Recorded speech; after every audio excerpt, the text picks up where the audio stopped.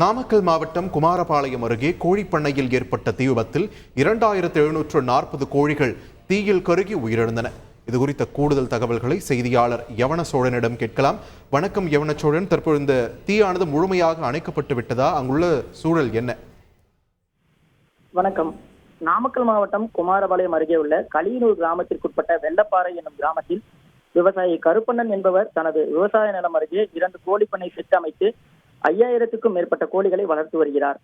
இன்று காலை 8 மணி அளவில் வழக்கம் போல் தனது கோழிகளுக்கு குடிநீர் மாற்றி வைத்துவிட்டு வெளியே வந்த பொழுது ஒரு கோழிப்பண்ணை பகுதியில் இருந்து லேசான புகை மட்டும் வெளிவந்துள்ளது.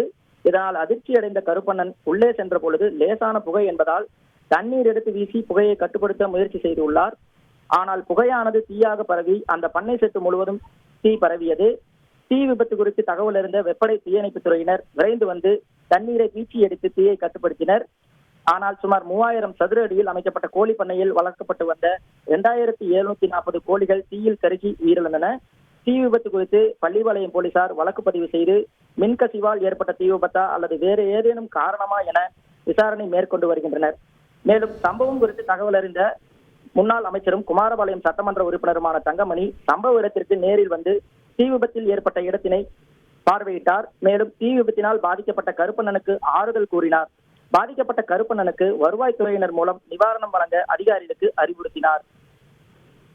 நன்றி யவனச்சோழன், உங்களுடைய விரிவான தகவல்களுக்கு. செய்திகளை உடனுக்குடன் தெரிந்து கொள்ள உடனே சப்ஸ்கிரைப் பண்ணுங்க.